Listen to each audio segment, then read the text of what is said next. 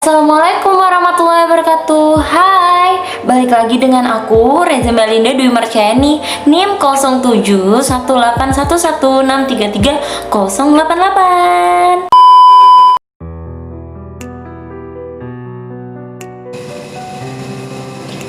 Seiring berkembangnya waktu, diiringi oleh perkembangan teknologi informasi yang mungkin sebelumnya kita tidak dapat berhubungan jarak jauh antar personal, namun dengan adanya teknologi informasi, kita dapat mengetahui informasi-informasi terbaru dari kerabat, teman dekat kita, ataupun dari orang sekeliling kita. Dengan perkembangan teknologi yang dulunya mungkin kita menggunakan BlackBerry Messenger, kemudian dilanjutkan dengan perkembangan Facebook, Twitter, Instagram, dan yang sekarang lagi update, lagi nge-hype-nya nih adalah TikTok. Eits, jangan mikir yang aneh-aneh dulu ya. Dengan berbagai platform sosial media, kita dapat dimudahkan untuk mengkonsumsi informasi. Misalnya dengan TikTok, kita dapat mengetahui berbagai informasi, misalnya dalam video ini.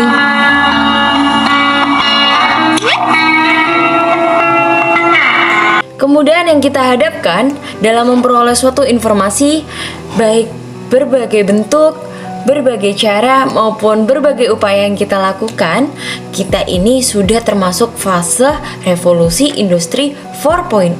Walaupun kecanggihan teknologi informasi itu sangat membantu kita, tapi sumber daya manusia itu seakan tergantikan dengan adanya teknologi informasi ini. Bagaimana kita menghadapi Society 5.0? Menurut Yuko Harayama yang merupakan seorang ahli dari Jepang, Society 5.0 dibangun di atas Society 4.0, di mana bertujuan untuk mewujudkan masyarakat yang sejahtera.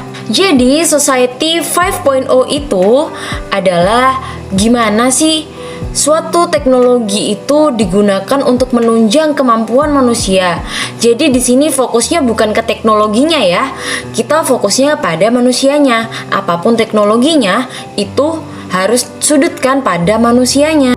Pembangunan profesionalisme sebagai strategi dalam menghadapi era Society 5.0 menurut Awesome dalam Finsia tahun 2017, yakni Professionalism to me simply means being up to date and competent in one's chosen career. Professionalism means being resourceful and having the right professional attitude at all times. Maka dari itu, profesionalisme selalu up to date dan dituntut untuk menunjukkan kompetensi di bidang keahliannya. Sementara itu, pada tahun yang sama, Jasmine Tan berpendapat bahwa profesionalisme ialah Professionalism is the development and building of core skills and competencies that allows professionals to conduct their roles in an ethical and sustainable manner. pengembangan keterampilan dan kompetensi untuk menunjukkan peran dan etika profesi secara terus-menerus. Profesional bukan berarti apa yang kita kerjakan, melainkan bagaimana kita mengerjakan sebuah pekerjaan. Apakah kalian pernah melihat seseorang yang memiliki kemampuan yang lebih akan suatu pekerjaan tertentu? Misalnya mekanik, dokter, pilot, desainer, or pustakawan, dan masih banyak lagi. Kok bisa sih mereka memperoleh kemampuan itu? Bisa dong, dari pendidikan, pembinaan, pelatihan, pembelajaran, atau otodidak, dan juga bisa belajar dari YouTube juga. Nah, maka dari itu, mereka yang memiliki keahlian itu dapat disebut sebagai orang yang kompeten. Ngomong-ngomong soal kompeten, kompetensi itu apa sih? Menurut Undang-Undang Dasar Nomor 13 Tahun 2003, kompetensi adalah kemampuan yang dimiliki oleh seseorang yang berkaitan dengan wawasan, keterampilan, etika kerja yang sesuai dengan aturan di tempat kerja.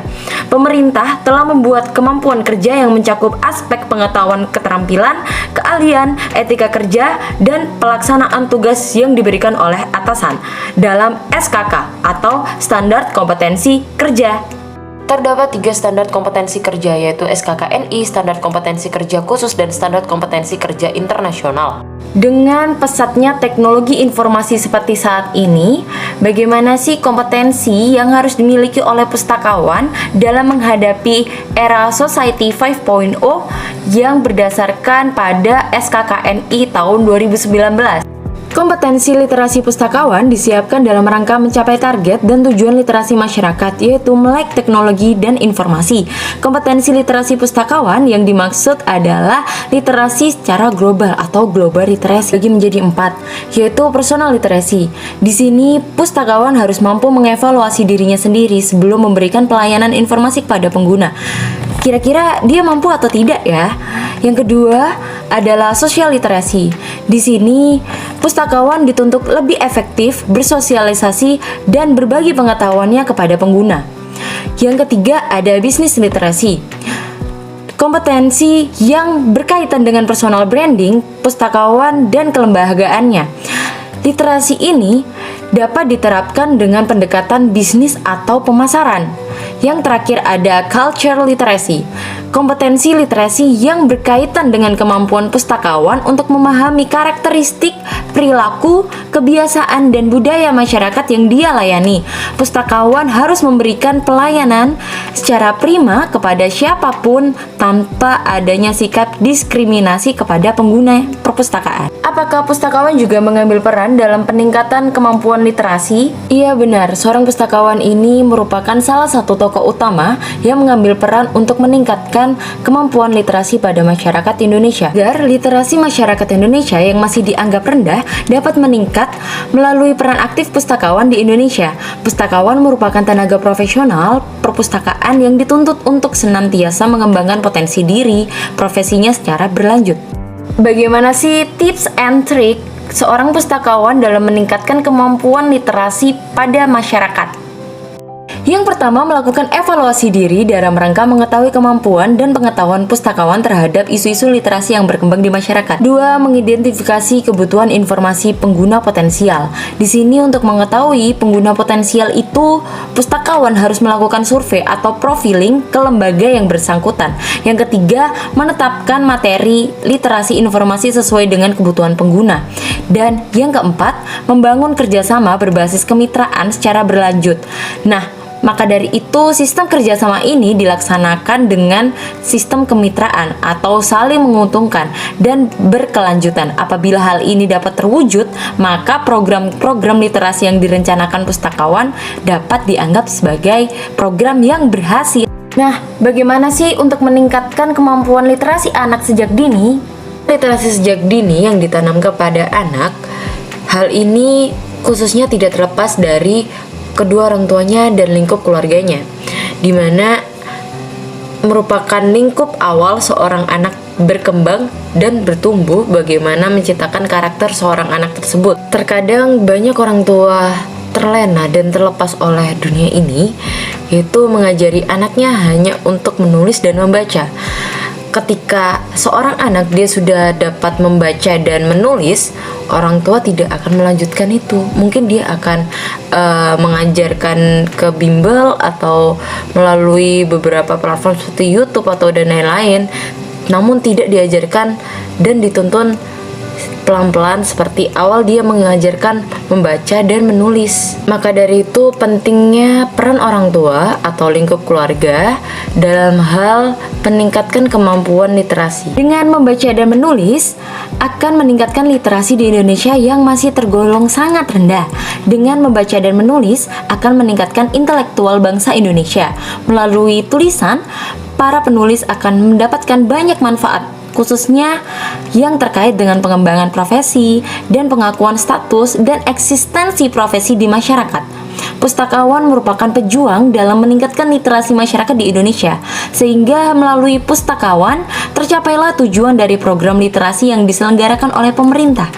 Tidak ada lagi alasan mengapa seseorang tidak akan menulis dan tidak akan membaca. Segala hal telah dimudahkan dengan adanya teknologi informasi yang sangat canggih seperti saat ini. Khususnya pada era revolusi industri 4.0 ini, kita beranjak kepada era society 5.0. Jadi, apakah kalian siap untuk meningkatkan kemampuan literasi pada masyarakat kita? Dimulai dari diri kita sendiri. Siap dong pastinya, jangan lupa investasikan 20 menit terbaikmu untuk membaca setiap harinya. Jangan lupa membaca ya.